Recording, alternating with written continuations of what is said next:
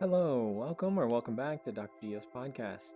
Today we have a very special episode with Luna von Bingen, a biology major and former Scientologist. We get into topics about Scientology, ASL, movies, and more. Enjoy. All right, welcome to Dr. Dio's podcast. Who are you? Thank you. I'm Lunagard von Bingen. Happy to be here. Awesome. So you are an anglerfish. Is that correct? Yeah, I am an anglerfish, the anglerfish of VR chat. The anglerfish of VR chat. All right, so let's get right into it. So tell me a little bit about yourself. Well, so I go by Lunagard von Bingen on here, but my username is actually I took it from a historical figure who I kind of like a lot. Her name is Hildegard von Bingen. She's like some Byzantine nun from like the 1200s. But I used to go by a different username on here, so people call me Luna. So I just threw that on the front of it, and I made that for myself. I like Lunagard or Hildegard von Bingen because she's a composer of music, a lot of it is also non-secular. I mean, it is secular, which is very interesting of the time too. She was very interested in the science. She learned like many different languages, philosophy, and medicine. So it's just kind of like this multi-intellectual, which is very admirable and rare for that time too. So you identify with her a lot? I do identify with her a lot. I like medieval music. I like classical music. I like history. I like philosophy. I like studying. I guess it would be more like medicinal science, but more towards like science in general, I guess. So I do identify with her. All right. So I wanted to dive into something that's very unique about you, is you are part of the Church of Scientology. That is right. I was affiliated with them. Affiliated? Okay. But you were in the church. You were involved with things in the church. Yeah, I was pretty involved. Okay. So how did that all start? And why did you choose to seek answers in Scientology? So this was around 2019.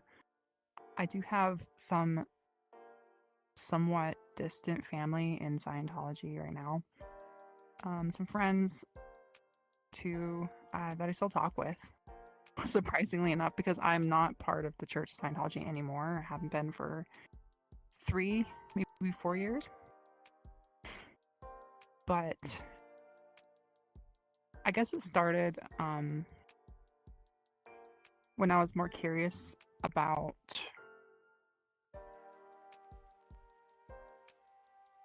my extended family from Florida. Florida, by the way, if you don't know, is the headquarters, the international headquarters for Scientology. Yeah. So a lot of Scientologists do live in Florida, and that is where my extended family happened to be from. So I contacted them, asked questions because I met a friend, I had a mutual friend who was a Scientologist. We were talking, and I just got more interested in it personally. They weren't like pushy about it at all. In fact, they were even like kind of reluctant to talk about it. But I was very curious, and I thought it was cool. And so I just kind of jumped right in, found an organization close to me in Utah. But that lasted around a few years, I think. So you walk into the information center or guest center or whatever, and they just take you under their wing. They show you certain things, and then they say, when do you want to get started? How did that work? Yeah, pretty much exactly that. So once you showed an interest, they're instantly like, let's hop on this. Let's get them involved right away. Oh Rather yeah, than just absolutely. have you walk away As with soon a as book. anybody asks a question. Yeah. So there's the public, which like Scientology terms, right? There's the public, which is people who are involved in Scientology who are not staff. And then there's staff who are like, they work there, they kind of get paid not that much, you know. I think it's like $1 or $2 an hour, but it's like just kind of Wow. it's common for religions, I guess. Like you're just kind of volunteering, you know. And plus you get a little bit of a bonus, so it's not like a full job. But anyways, the staff are very enthusiastic about any kind of interest that someone might have. So if you go in there and ask about anything, you're gonna go home with pamphlets, booklets, some things to check out on the internet, you know, CDs, something you might buy on the counter in front of you or something like that. You walk away with a big bag of stuff. How long did it take for you to contact them again or show up there and want to get started? Or did you get started the same day? Did you start some sort of processing the same day? Yeah. Processing. So you did some research already, it seems. Yeah, I have to have a little bit of knowledge before I go into a topic. Yeah. So I actually went in there and I was just asking some questions. I was like, I didn't really know like what I wanted from it yet. I was just curious about it. And I was brave enough to put my body inside, you know, an organization of Scientology. Thought it was kind of cool. But I'm sorry, what was your question? What kind of processing happened whenever you first got involved? Yeah, so the first thing they did was they made me take a personality test. Now, this isn't like Myers-Briggs personality test, 12 types. You know, this is like, how can we tell you what areas in life that you need improvement on, whether it be like socialization or creating an environment or like even goes as far as like sexual deviance, you know, these kind of things. You're gonna score low on because only a trained Scientologist is gonna score high on it. It's kind of a gimmick there. So I first took a personality test, you know, that was like 200 questions or something, and then I went into the church and we reviewed that personality test, and they offered some, they're called, what are they called?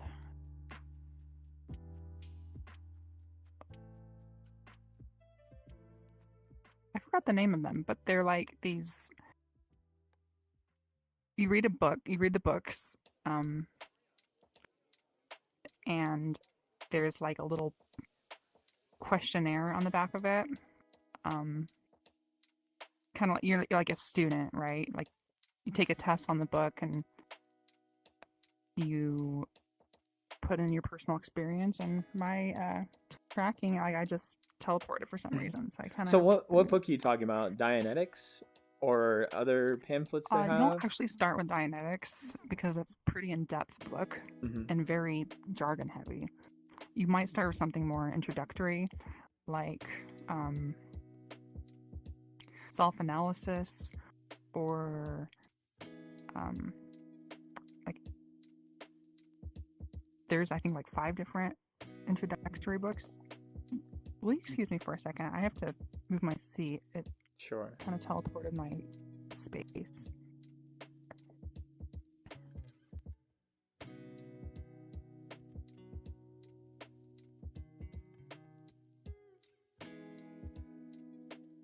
Much better. All right. I'm not leaning into the table anymore. Sweet. You have this test you take, you review it, they tell you everything that's wrong with you, and then they offer you a solution essentially. And then they offer you a solution. And then they offer you a price, right?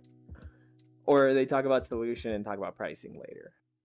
Once you agree to the solution. You buy it, like you buy the book with the the packet, the worksheet, and you can take a homework on it.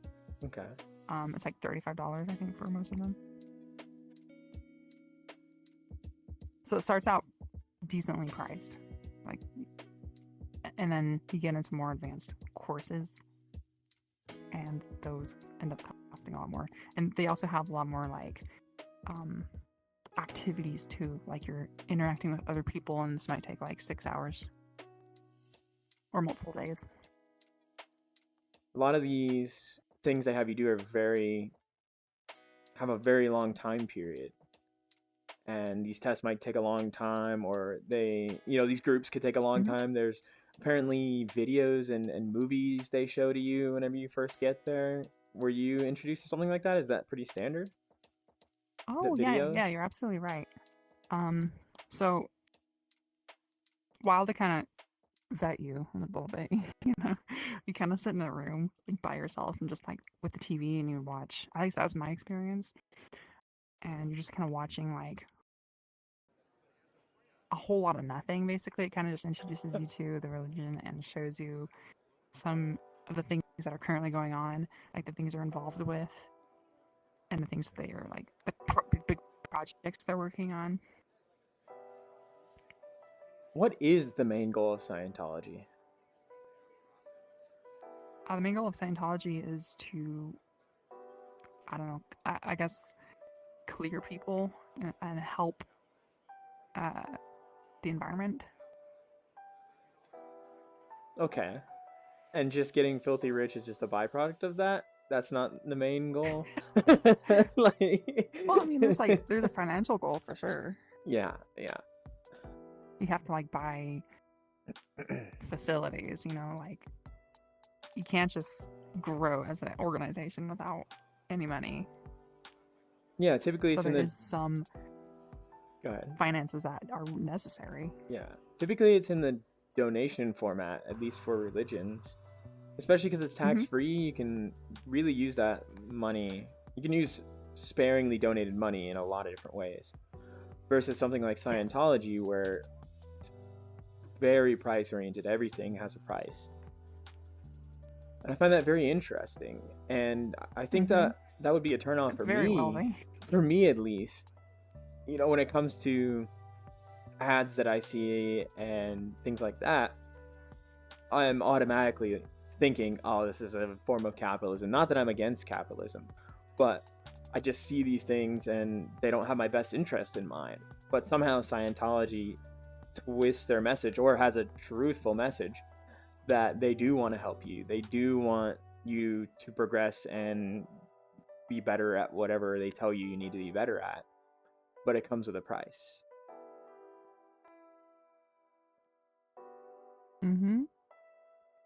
Does not to say that you're desperate at the time, but does desperation play into a lot of the reason why people get into Scientology, or religion in general, but more specifically Scientology?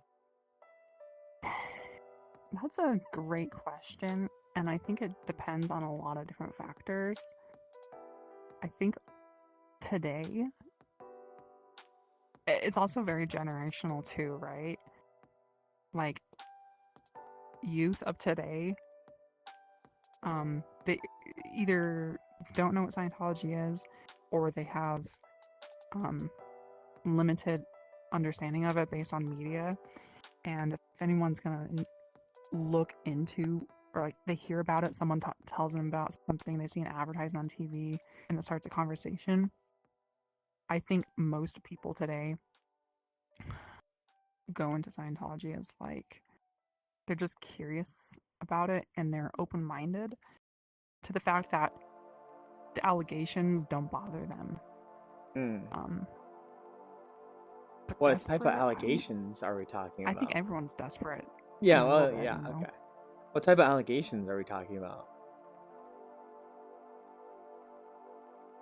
There's a lot of bad press on the internet about Scientology, and I don't think even a lot of it's true at all. I think a lot of it's an exaggeration and repetition of things that have happened in the past. Things that are kind of baseless.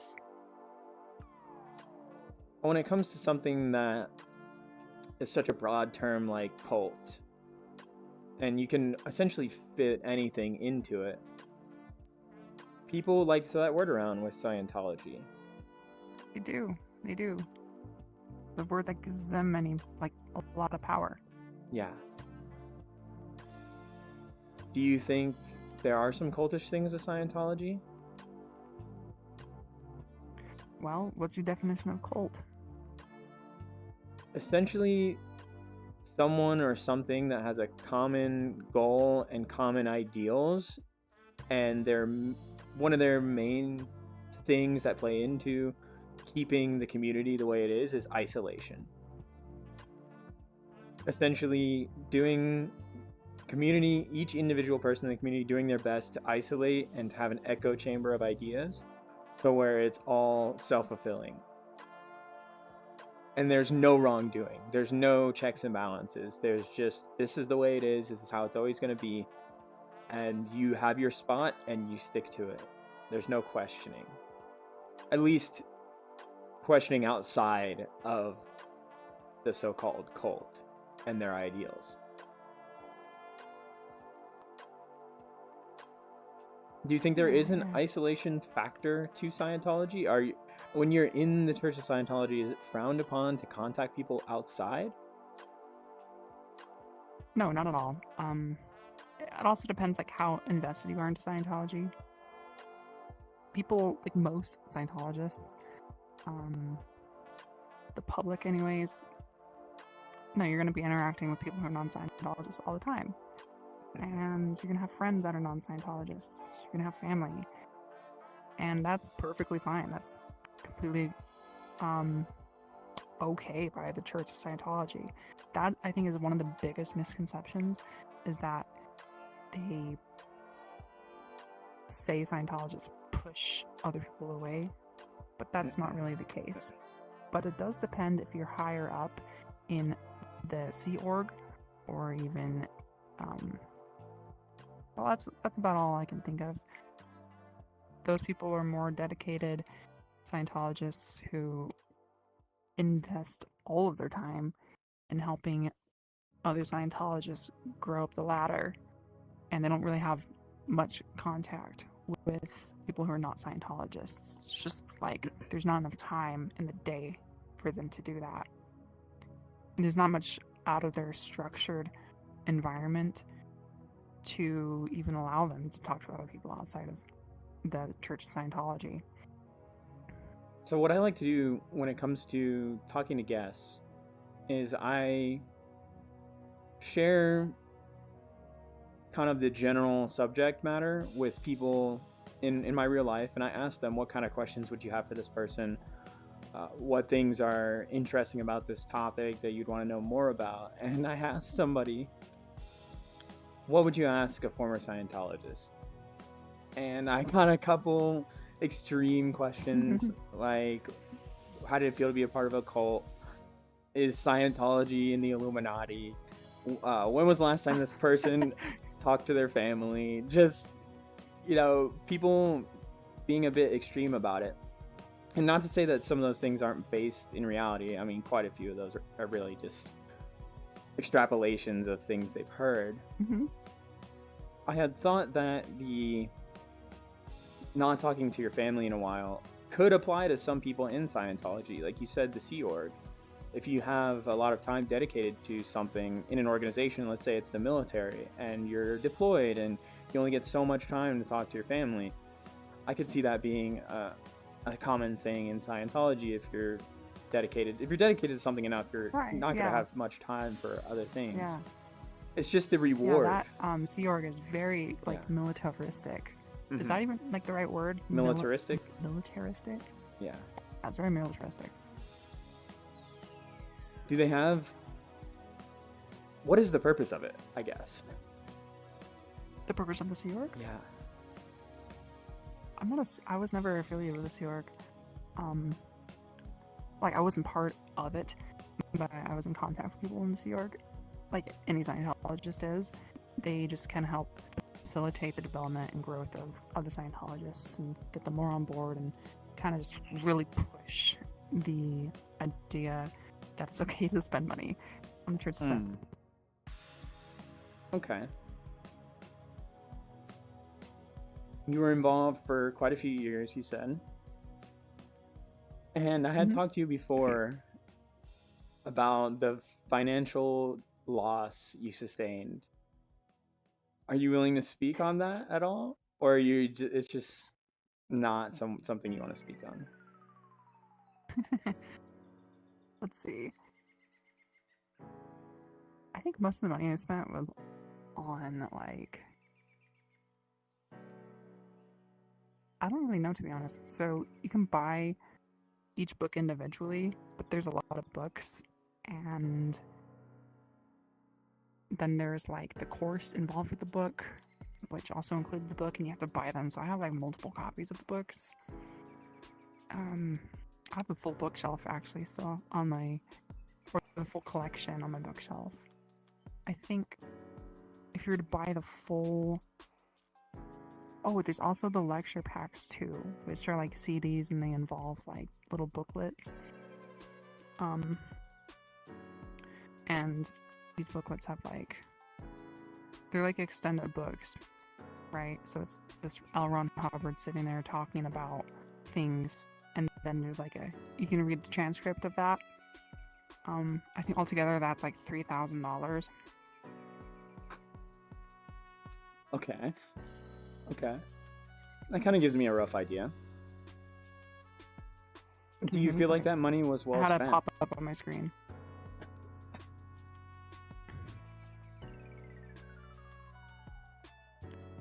Do you feel like that money was well spent? Hang on. Okay. Actually, take that back. It was, I think I spent about $3,000 total, involving all of the courses, but I think just the books themselves is like $300. And there are a few books that are like $500 each. Wow. If that that sounds like a college textbook. 99% of them. Yeah. Okay. I've heard that you have to pay money to kind of go up this leveling system they have. Did you ever reach a point where they offered you to level up and you took it, you didn't take it? So I got about like mid-high end of the bottom part. I don't really remember the bridge all that well, but there was a part, like a critical part you have to do. I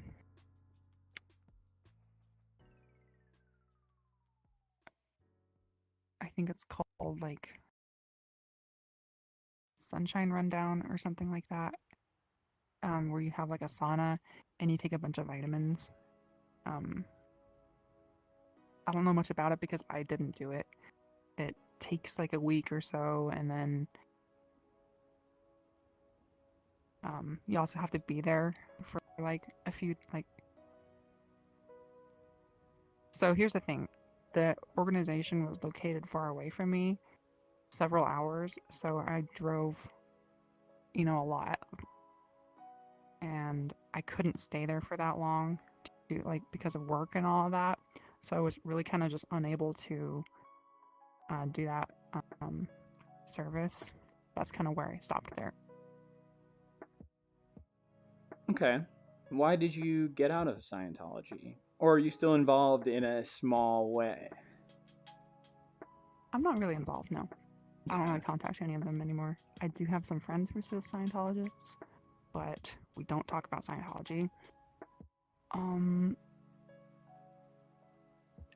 Why did I leave? Mm-hmm. It was a gradual evolution that kind of pushed me away, and it was actually the Sea Org who did that.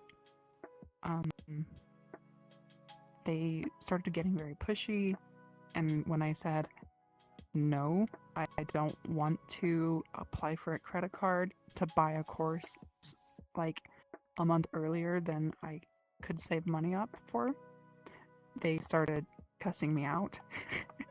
And that I couldn't tolerate. So I just said, nope, I will not do this. And I think I kind of reevaluated my involvement in Scientology, and I was like, there's really not much more I can get out of it anymore at this point.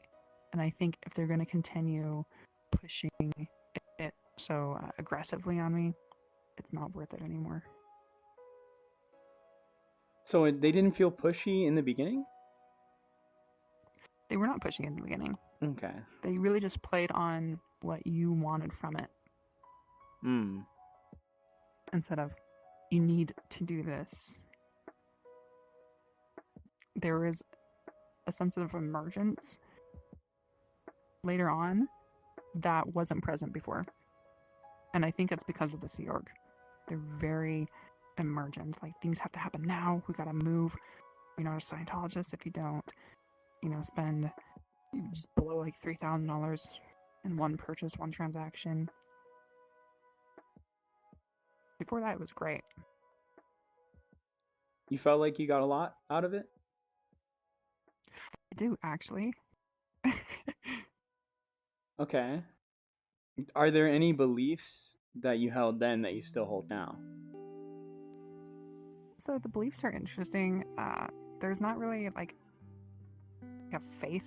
There's not like there's no God that you believe in Scientology. I guess you have a spirit called Thetan that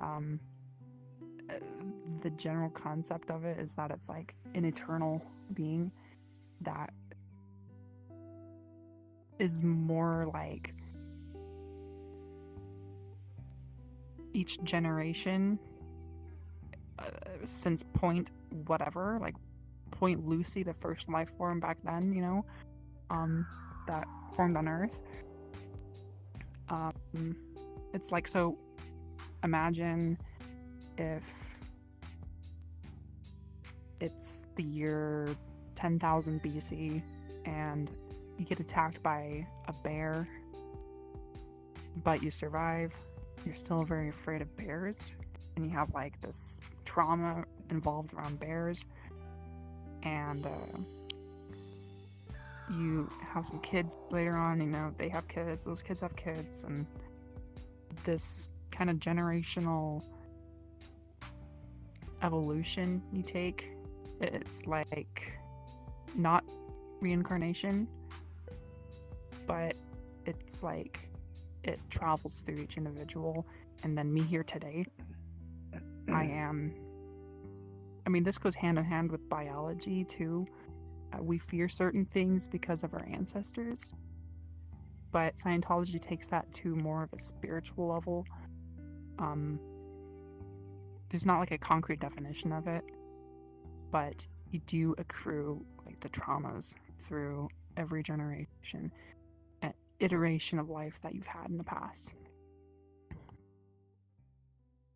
You need to clear out your trauma debt, essentially, with Scientology. You have a huge, basically unlimited debt. So you're gonna have real life money debt. Problems. You're gonna have to accrue real debt to get that trauma debt gone. The processing, though, I do admit, is not the most expensive thing. It can be, though, if you're doing a lot of it. You basically buy hours. There's special jobs in Scientology. Sea Org, auditors. Yes. Did any of that interest you, or you just were kind of casually involved with Scientology, and once they were very pushy with you, then you decided to go in another direction? I was interested in becoming staff for a little bit. Okay. Mm-hmm. Which particular job? Wasn't sure. I did some volunteer. I feel like I remember once our organization invited the police over, and we just kind of handed out pamphlets and told them the spiel. And what did they think?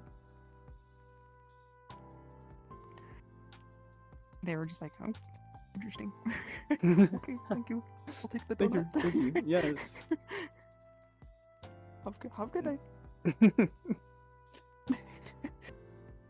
Would you advocate for someone to get into Scientology, or would you advocate against it?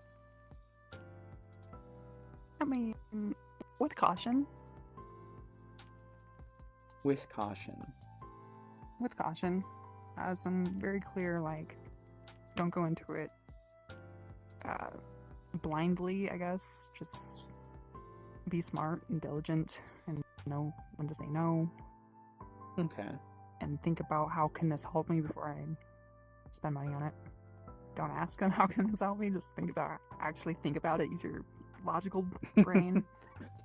Not your desperation mechanism in your brain. Don't let your desperation speak. Yeah. Your desperation and fears. I was thinking about something. Now I kind of forgot it. I'll get it back though. Mm-hmm. Did you travel to any of... You said it was in Ohio? The place you were going to? I haven't been to Ohio before. Florida? No. You said you were traveling to a home base or whatever for many hours. Wherever that was. Utah? Yeah, Utah, sorry. And Utah, yeah. did you travel anywhere further than that for any particular courses they offered, or... Mm-hmm. Okay. Did you... Oh, no. No. I just visited the headquarters for a little bit with my friend from Florida. Is that all you did when you were here? Mm-hmm. Okay. Yeah, I took a tour. Took a tour. For money? No, it was free. Free. Okay. I Wow. just kind of ran around. One of the very few things. Ooh, look at this. Like, Can you talking about these take cool things. And a tour if we you're had not... a staff member. If you're I'm not in sorry? Scientology, can you take a tour? Yes, I think so. Okay. It's open to the public. Anyone can kind of walk in. Sorry, you were saying? I mean, you can't just like walk in and then run to like back room, go to the basement and then go into like the auditors. Like, obviously there's things going on that you don't want to interrupt, but it's just like courteous. If there's people there taking the class, you can't just let random strangers run around through it. I want to know what they're talking about. Without paying money. Yeah. Oh, and free college. Yeah. It's like a little school, You were saying you were taking a tour with your friend? I did take a tour. We had some staff kind of just talk about some courses that they offer there. There was Sea Org too. You can take a cruise. Alright, I remember what I was thinking about. I have seen some YouTubers, some videos of people who have been labeled by the Church of Scientology as a suppressive person. Mm-hmm. Do you think that title is handed out sparingly or liberally, in terms of if you speak in any sort of way about the Church of Scientology that is questioning it, then you're a suppressive person? Or is it somebody who is actively harassing staff and the church property? There's a few different classes of problem people. Suppressive person is the highest offense anyone can get, and that you really have to earn it to be a suppressive person. I think the criteria to become an SP kind of decreases. Like, it becomes easier to be an SP, or for someone else to be an SP, the higher up into the church you go. So there is that. Back to what we were talking about earlier with the isolation, there is that aspect to it. When I first went in there, friends and family, totally fine. But I think with the Sea Org kind of directing you to be more involved in the church, there are more opportunities for family and friends, coworkers, anybody to, I guess, become an SP. There are more chances for them to step on your toe that makes sense.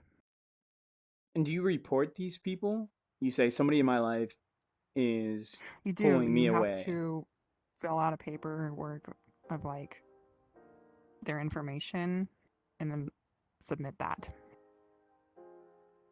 Okay.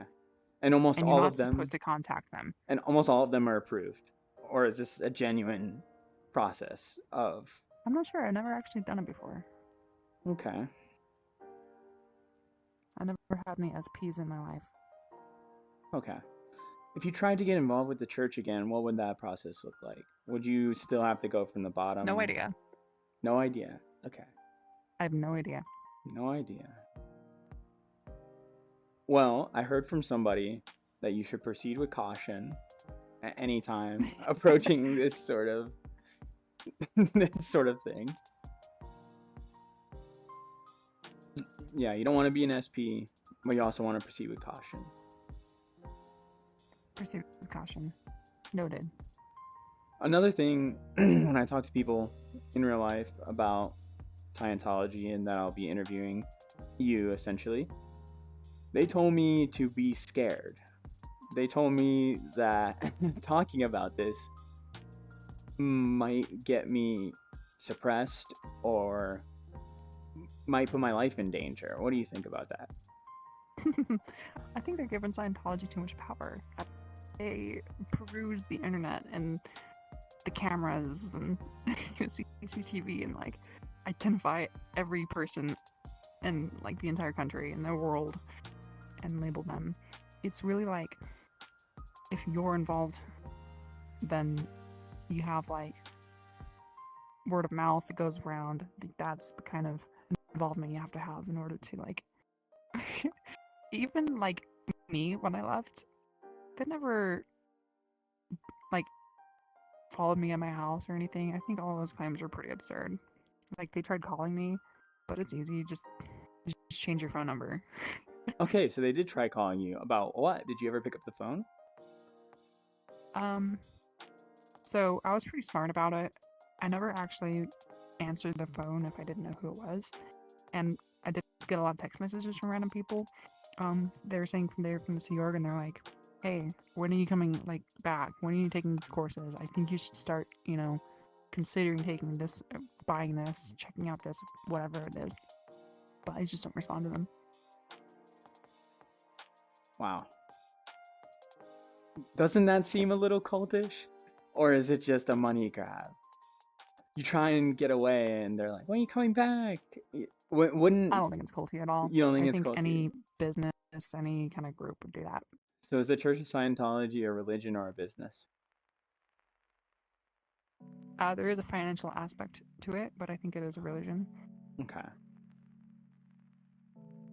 As you go up in levels, you're allowed to know more and more. That's my understanding. More and more about the whole story of our existence. Or do you get the entire story whenever you first join? The thing is, there are libraries in the orgs, and you're free to just read anything you want. And you can, it's all open to the public. There's no secrets. There's no secrets. Okay. Yeah. You can know the whole story about, what is it, Xenu? So it's like, and everything from the beginning. Imagine you're in a college, right? And there's like a law school or something. And no. I'm trying to think of a great example. Medical school, but you don't know the jargon. You don't understand medical school, exactly. Yeah. You just wouldn't understand it. Mm-hmm. There's no Scientology dictionary. You just have to learn. You have to take the course. No, there's a dictionary. Okay. I think a lot of it is kind of catered to your level too.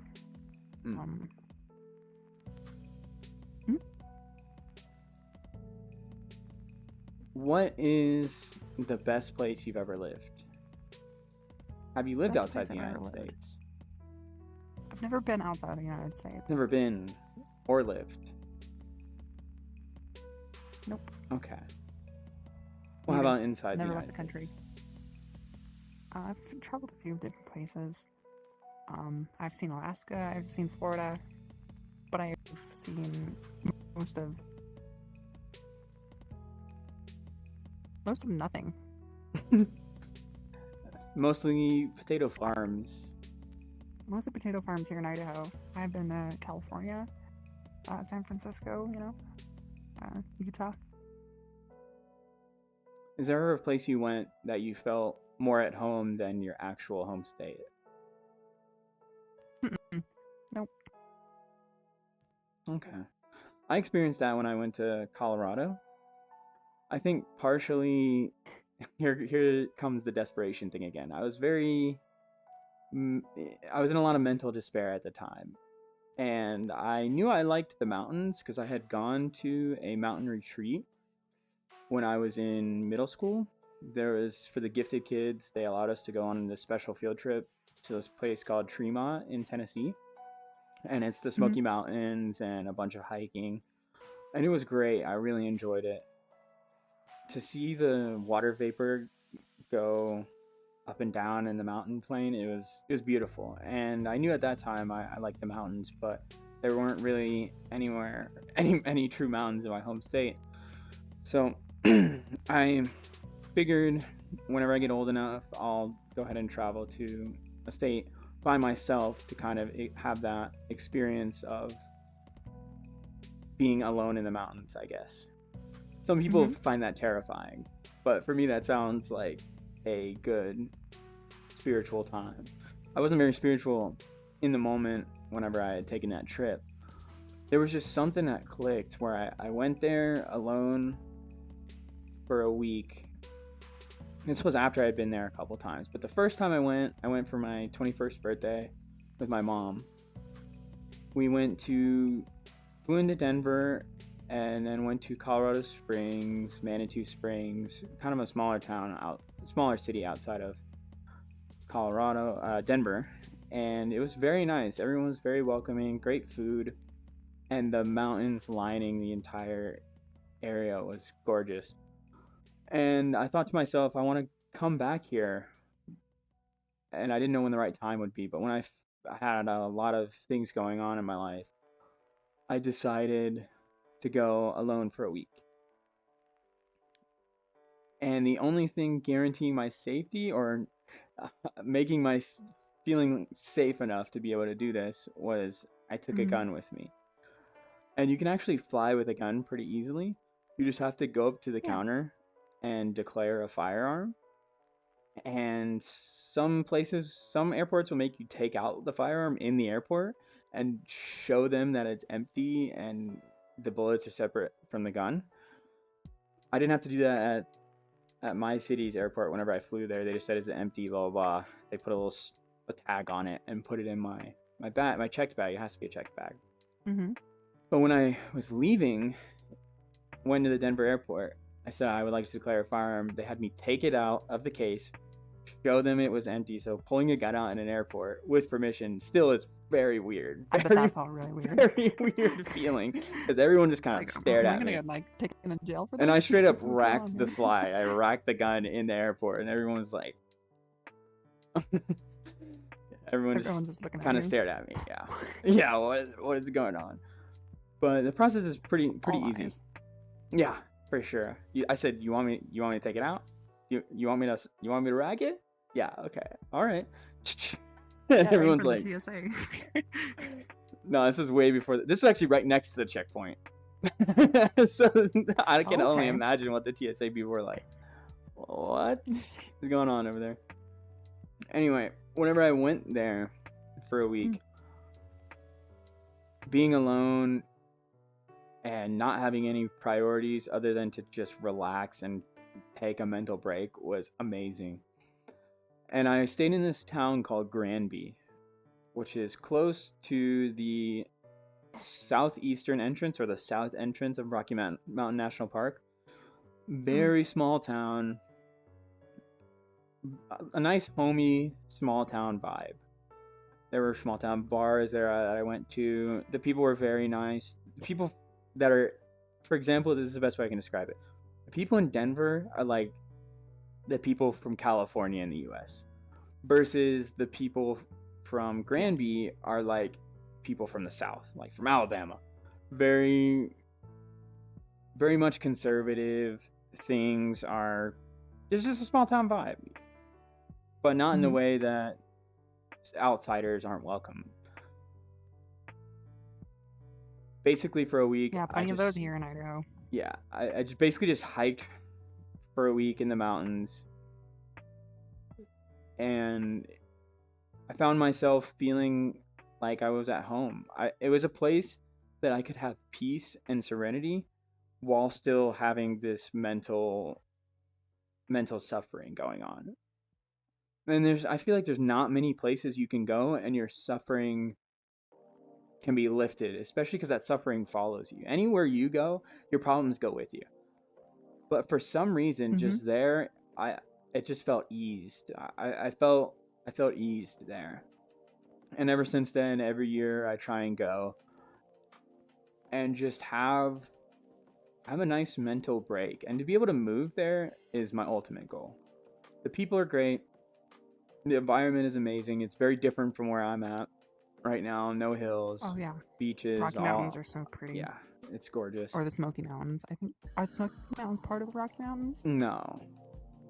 So you basically have Rocky Mountains and then Appalachian Smoky Mountains. Gotcha. More eastern. Rockies are more western. Like northwest, I think. It stretches a very large part of the United States. And I have this picture. My mom actually gifted this to me. It is a very large landscape photo of Garden of the Gods, which is a really cool clay-colored rock formation that is surrounded by the Rocky Mountains. It is absolutely gorgeous. And I went there. There's some pictures. There's a collage somewhere of me hiking it and just enjoying myself. And it's really nice to look back on those. There's not many photos that I look back on and go, I miss that, or I have really strong memories associated with that. Just for some reason, it just feels like I'm supposed to be there. That's a place that feels home to you. Yes, and I think about it at least twice a week. I may be slightly obsessed with Colorado. Every time I go and come back, I think about it every single day. And now I'm reminded a bit more because it's on my wall. But when you want to manifest your dreams, you gotta really, really want it. You gotta really want it, plan for it, and to an extent, obsess about it. There's lots of things in my life I obsess about in a healthy manner that allows me to progress in the way that I do. What are your current obsessions? My current obsessions. Oh. Well, I have a few hobbies, but as far as obsessions go, you do a topic, a subject, a thing you do. It could be physical. It could be really anything. Yeah.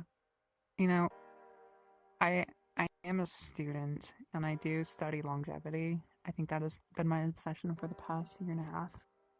I was really hoping you'd say that so we can talk about it. I have sensed you were thinking I was going to say that. Yes. And you're hoping I was. Yes, this is a great topic to get into. Longevity. When I think of longevity, I ultimately go to the extreme of immortality. You're not trying to achieve immortality, correct? Well, what are you trying to achieve? Well, I keep some notes on my computer, and I just have it memorized. My purpose is, and the number one purpose is to cure aging.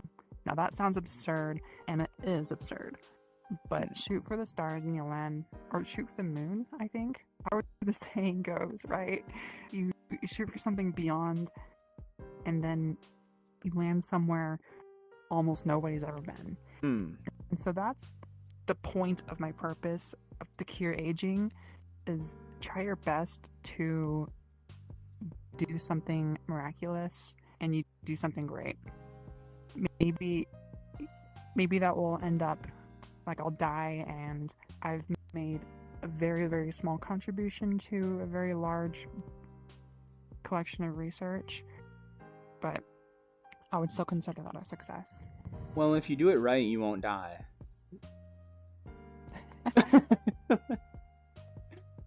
Yeah. Simply put. Yeah. Is there some fear associated with dying that pushes you in this direction? What is pushing you in this direction? Yeah, I think it's pretty common to fear death. Mm-hmm. I'm pretty sure that's like the original fear, right? There is no other life form that isn't a production of non-death. Like if you die and you're not producing, like there's no more future generations, but any future generation is there because something avoided death in the past.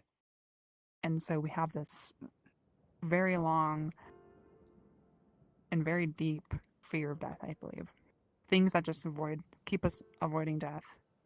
And it might be physiological, like pain, you know, but there's a lot of like behavioral things too, like just staying away from cliffs and fire and like illness. I'm curious, you chose the words cure aging. What that makes me think of is people who are obsessed with their looks, who have body dysmorphia, who see wrinkles and they're disgusted, or they see droopiness and they're disgusted, rather than the fear of death. I mean, maybe the fear of death is subconscious in that state, but they see their physical form decaying or not in the form it once was before. Are you scared of that as well? Are you scared of seeing your body deteriorate? Is that a motivation for you?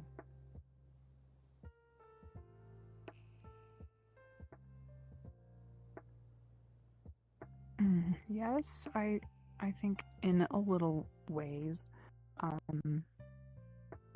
There is a beauty, of course, with having your life story on your body as you age. Scars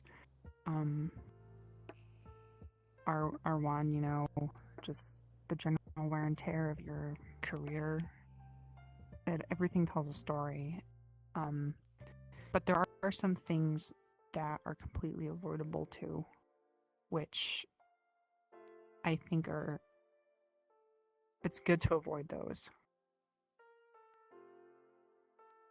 Sun damage is a really good example. Yeah, that's exactly what I was gonna go into. Sun damage, excessive weight gain, excessive weight loss, things of that nature. So you're a proponent of if you general health practices, first and foremost. General health practices, yes. I think a lot of people that are zealous about longevity, they try to jump right into the supplements. They try to jump right into the like Wim Hof breathing, you know, some very specific thing that only does a little bit for them. But the most important things you can do for longevity is sleep well, eat well, exercise, and have checkups with your doctor. And rest. And if you do all of that, rest is also important. But sleep is part of that. Yeah, but, I mean that's the sleep is part of it. But yeah, I mean there is like an enjoy life aspect to it too, where you keep things light. You know, you don't have a lot of stressors in your life, because that will kill you too pretty fast. And if you do all of these things, you're not gonna look old. You know, you're gonna be 70, but you're gonna look 55.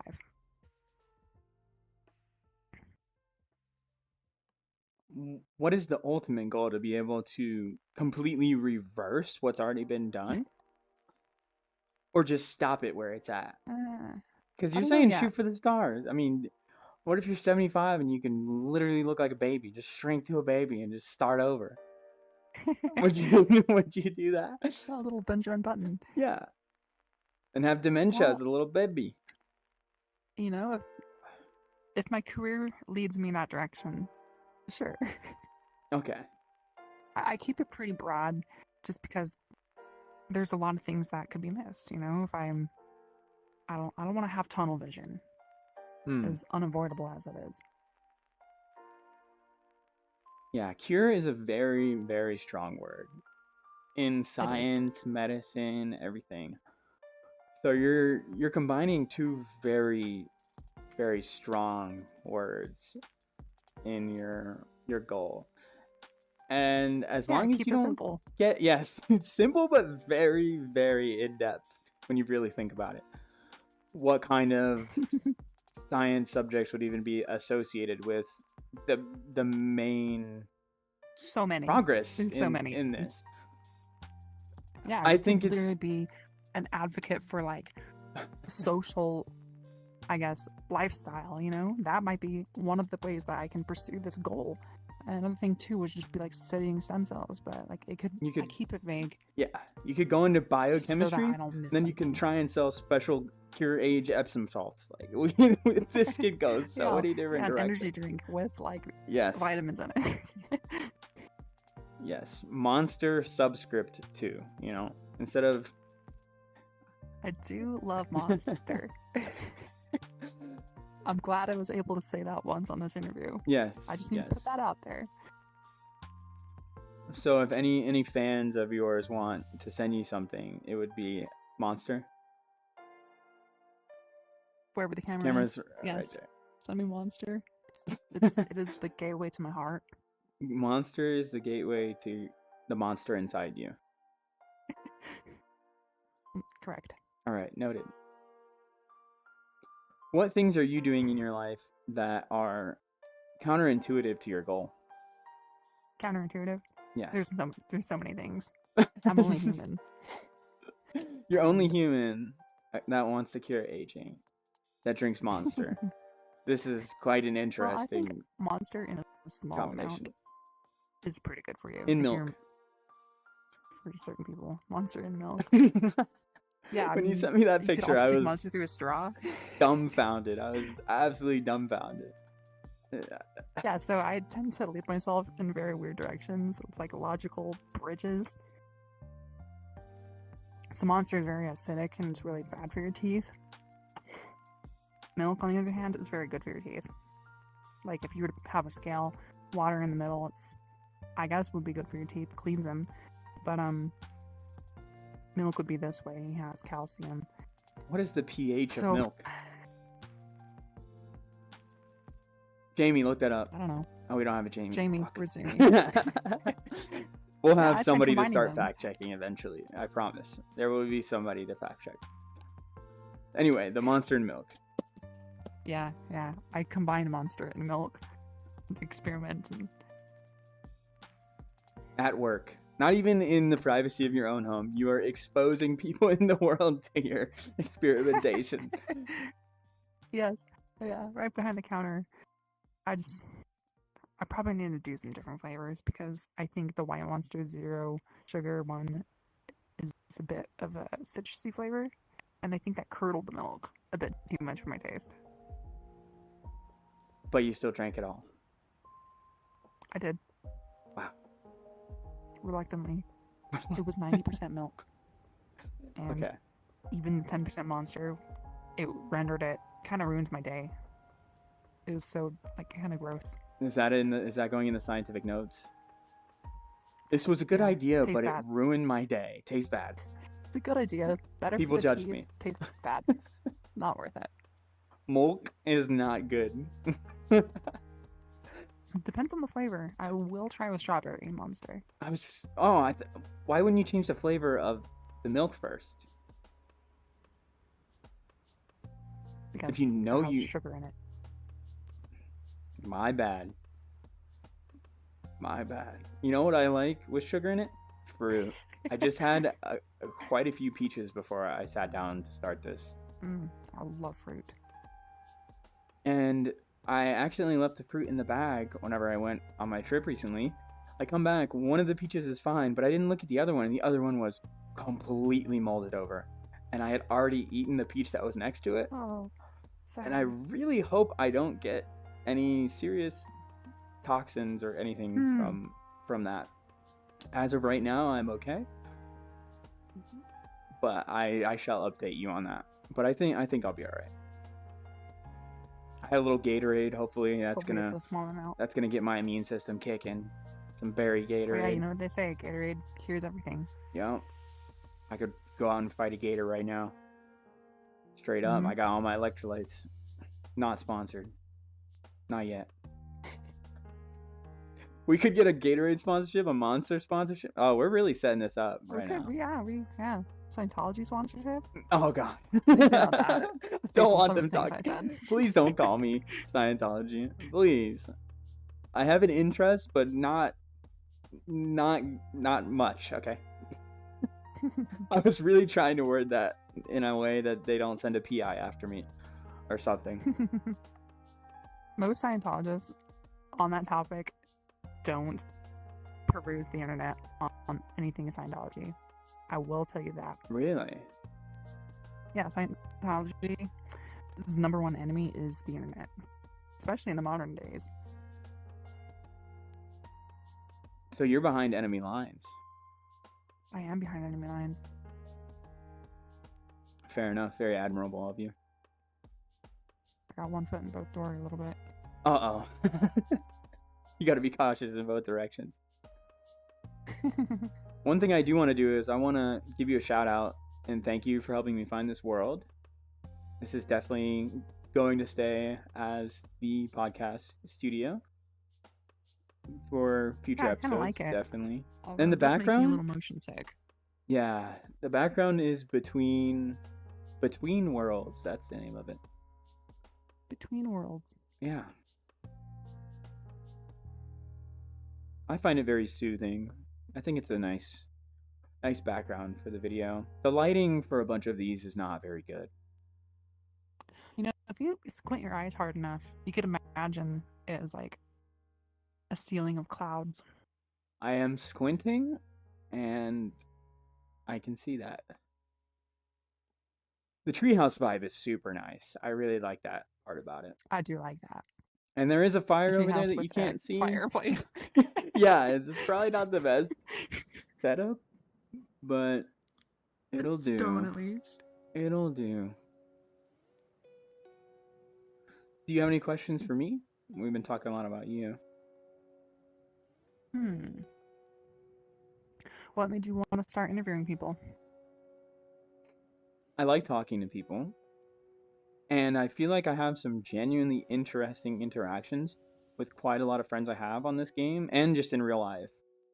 Some future guests are going to be people I know in real life primarily that are going to get on the podcast.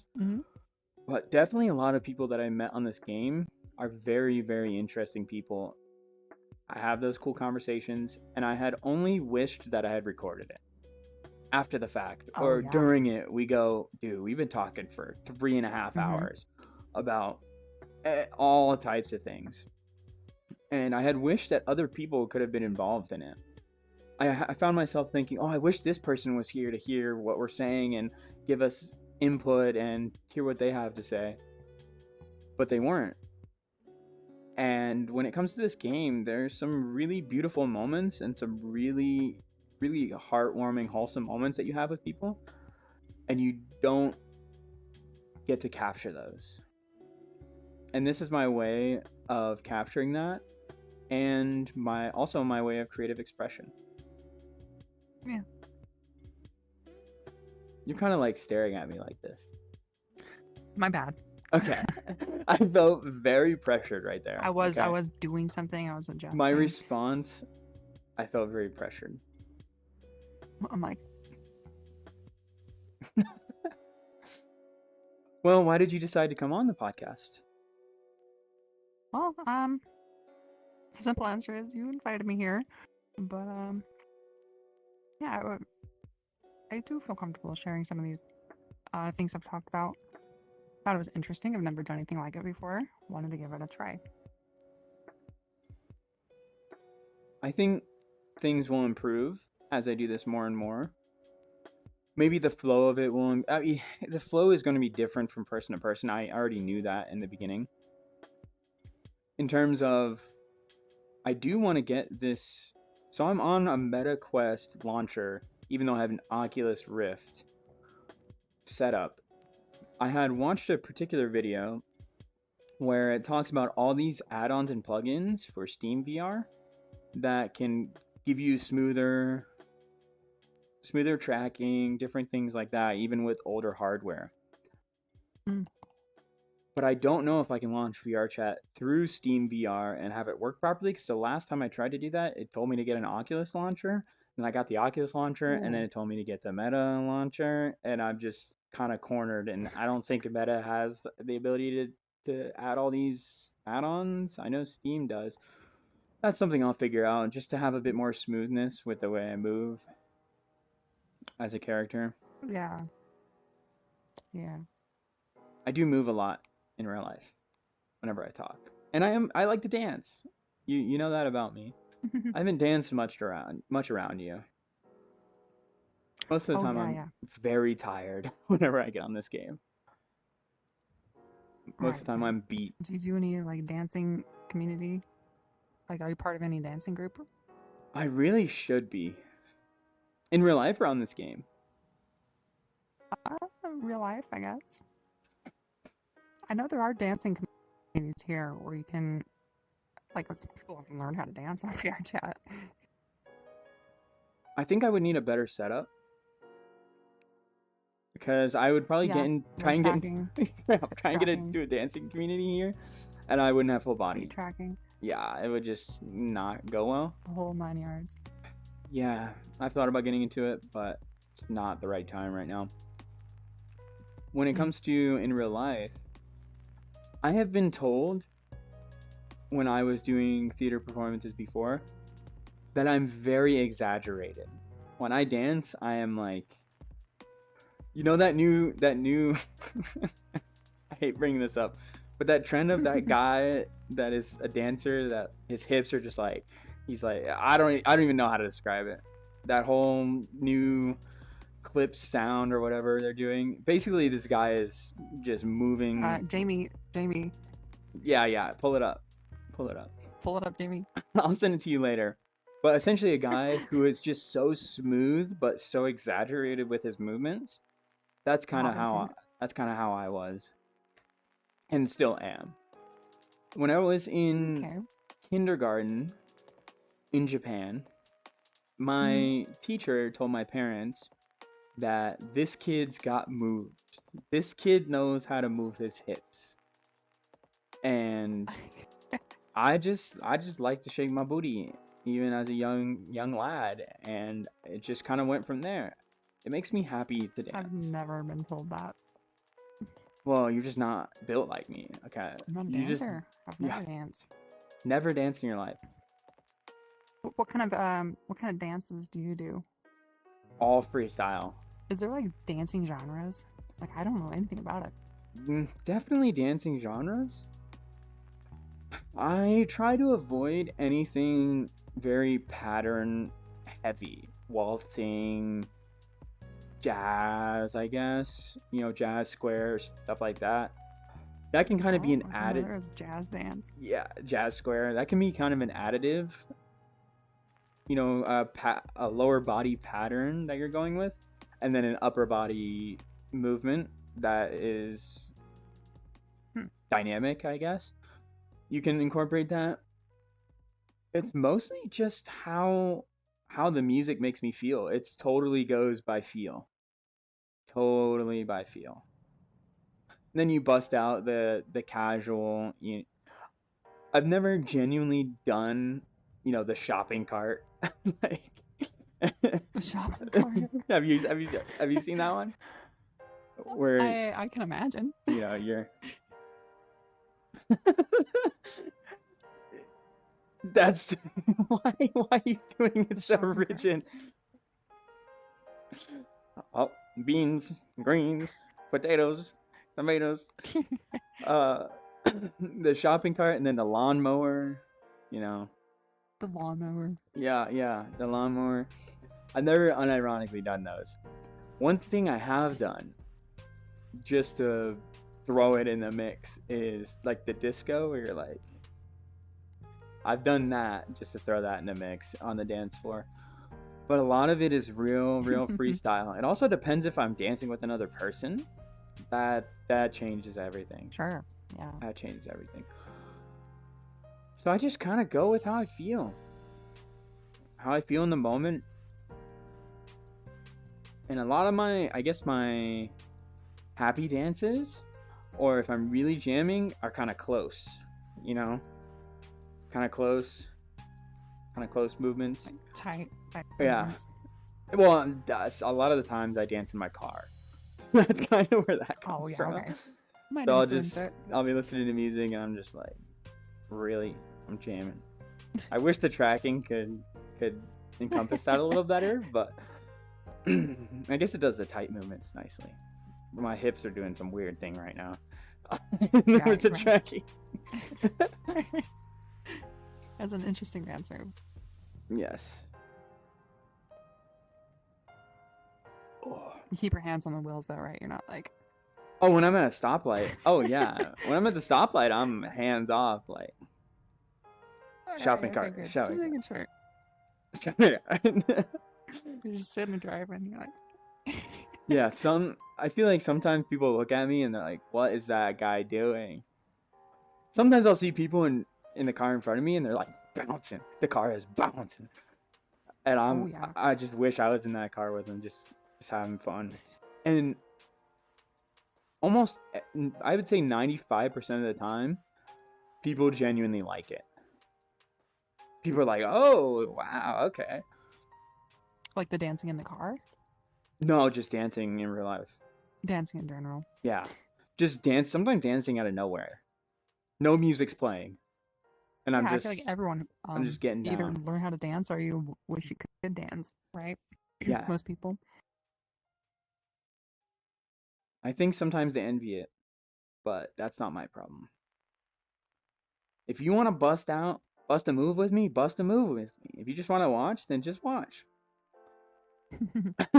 You know, get down, get jiggy with it if you want to get jiggy. Would you consider starting to dance? At least by yourself, just kind of getting some movement going. It really is enjoyable. Probably not. Why? This saddens me. I'm saddened by That was this. a very sad way. I'm sorry. Oh. Are you too busy curing aging to bust a move? Get a little jiggy with it? I'm too busy laying on my bed looking at like YouTube shorts, you know. Oh wow. Tell you what though, if I do get full body tracking, I might consider it just for the novelty. Might be Nice. interesting. Nice. Next thing you know, you'll be a stripper, and then it's just goes from there. Probably not. Probably not. You know, I do know some people do like install actual poles in their house so that they can do like pole dancing. You know, VR chat. And then have you heard about that before? Yes, and then they claim it's just for exercise, and it's totally not for trying to do whatever they're trying to do, I guess. Whatever they're secretly doing. Yeah. They want to make money. People want to pay them. Oh yeah, I do a pole dance. Whatever. Yeah, dance is something that does kind of cross into some other borders, like Yes. realms. You know? Yes. Especially with this game. I definitely do want Especially full body VR chat. tracking. I think my true character in real life, my true way I express myself, would translate very well with full body. And then I can dance. You communicate with your and full body. I do. The hips especially. So you're like an Italian talking with your hands, but you Yeah. talk with your hips. Yes, I bring it I've never- around that's a town. first. Yes, This is something in the Italian American community people just don't talk about. You know, when Mom made spaghetti yesterday, I just like I Mm. hit it with the hip thrust. I'm like, ooh, With the spaghetti. hips. You know, I see Spaghetti, this. I ooh. smell the red sauce. I'm like, ooh, okay, all right, ooh, okay. Now I'm ready. It's a nice rest and digest movement. Once it's in there, you know, you're like, ooh, okay, all right. I'm very like heavy with my body. Like I don't move it. Is that why desktop fits you Like perfectly when I well? communicate. It might actually be. It might suit my voice. I don't know. Maybe I just have the voice of someone who doesn't use their body to move that well. But I will tell you one thing. When I studied American Sign Language in college, I ever since then started talking with my hands a whole lot more. Hmm.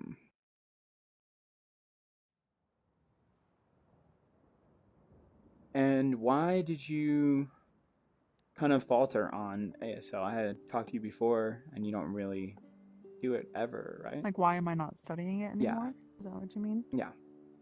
Well, I think I just kind of drifted away from it just because it didn't satisfy something more internal deep down. Like, I feel with wanting to help people live longer. It's not really something that involves a community that I'm really familiar with. I don't have any deaf people in my family. I didn't know any deaf people before then either. Mm-hmm. So it's just kind of like I'm throwing myself into something very uncharted and doesn't pertain a lot to me. I think I would benefit a lot from learning ASL, especially in my future career. Instead of having to have a translator to talk to patients, being able to talk to them directly. I think that that link to my patient would be very, very important for them.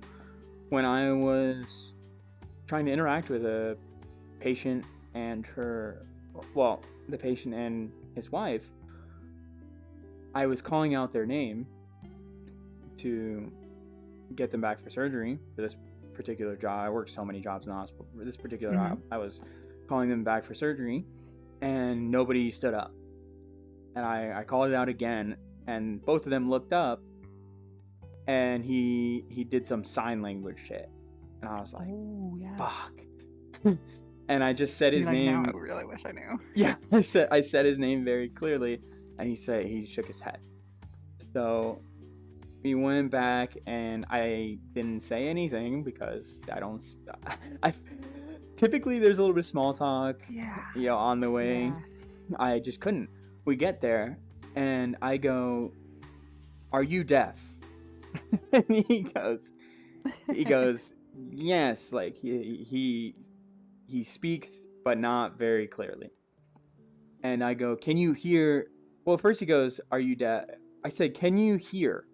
And he goes, "Only a little," and does the sign language thing. Only a little, and says that.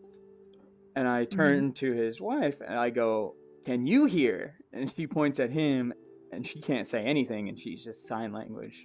Basically, only he can really slightly hear. And so I'm kind of yelling in this guy's ear, "Okay, we will get a translator," because I can't say anything further. I can't explain what's about to happen.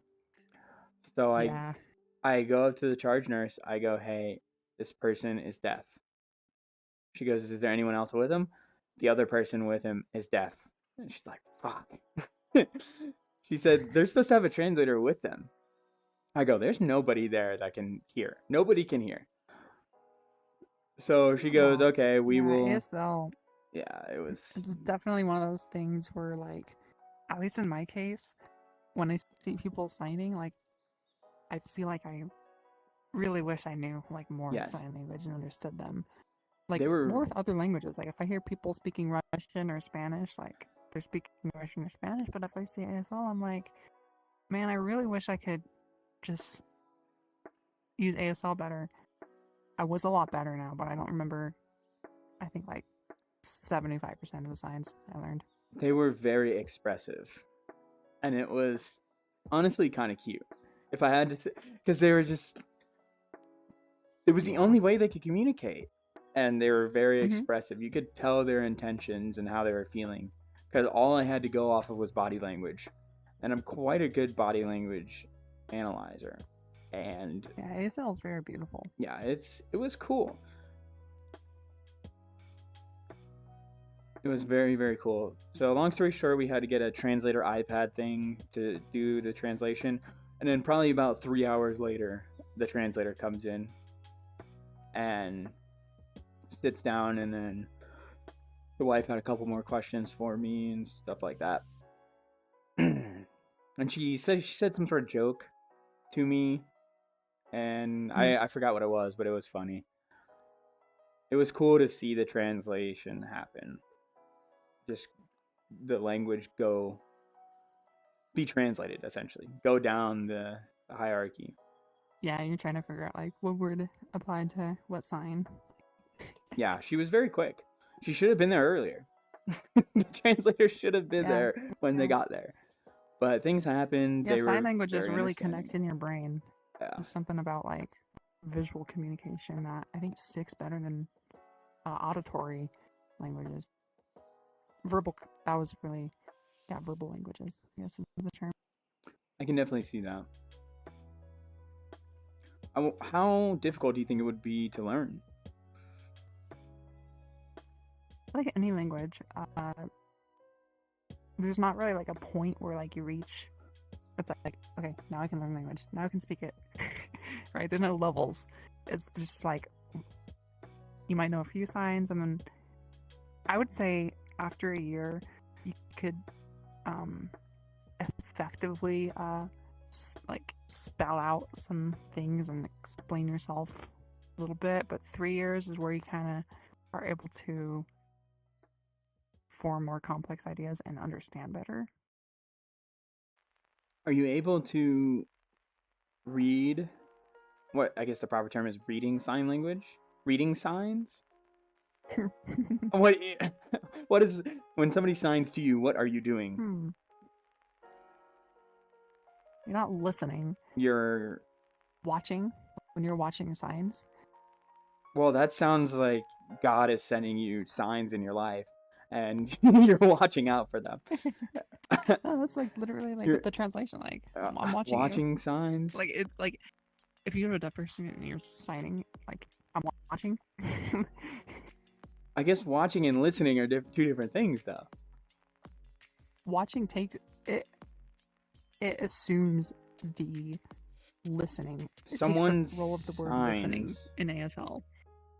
And you do what with those signs? I remember this one time I was at an ASL like event or something for like a couple days, and there was this little kid around. I'd say he was 5 or 6 or something.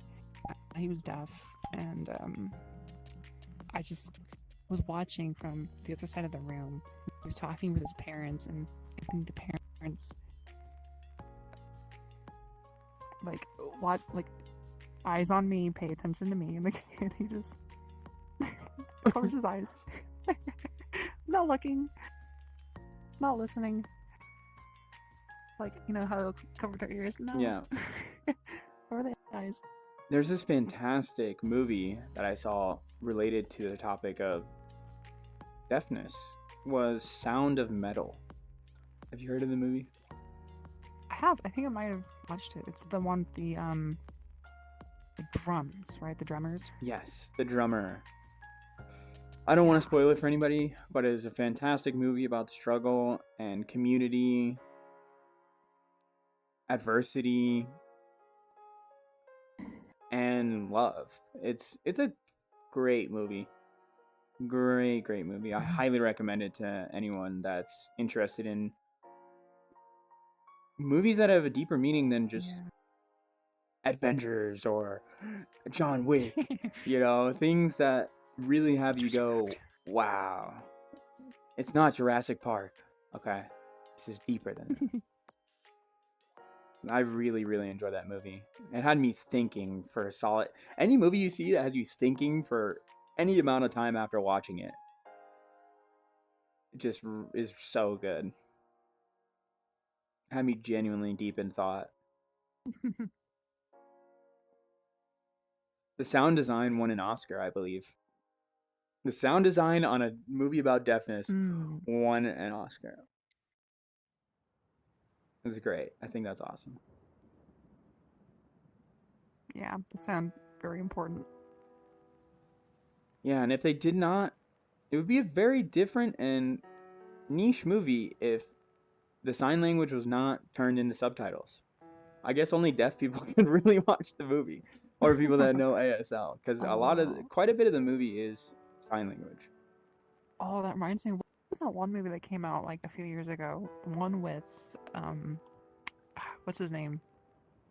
John Baptiste? Jim Halpert from The Office. John Krasinski. Oh, I think. John Krasinski. He directed this movie, A Silent Place. I think is A what Quiet it's called. Place. A Quiet Place. Mm-hmm. Have you seen that one? Yes. And they have a second one. You mentioned something with like a movie, you know, with like no sound and like no like language, right? And A Quiet Place kind of came to mind there. Like they weren't talking. They were signing with each other.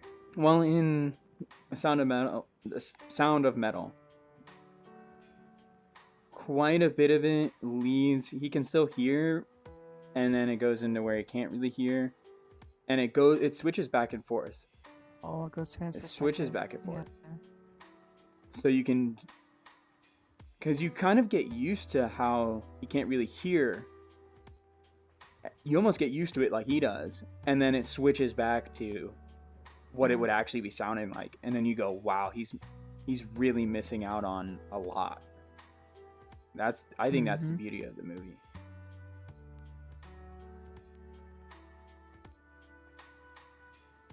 Well, do you have any closing thoughts? Anything you want to say? Closing thoughts.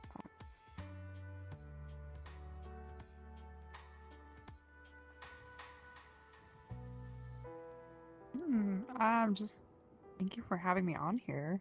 I don't have any questions. Anything you want to say to the people out there? Hey, people. Hey, people. All right. I like that. Hey, people. Short and sweet. How you doing? You're not alone, people out there. Sunlight. Worst thing you can do for your skin. Excessive sunlight. Excessive sunlight. There is a lot of damage you can accrue that is not visible. Always wear your sunscreen. SPF 1000. SPF 1,000,000, bro. All right. Well, I appreciate you coming on. Thank you. Higher. Thank you for sharing all your knowledge, and especially about Scientology. I want to say that was brave of you, but you're making it seem like it wasn't really brave.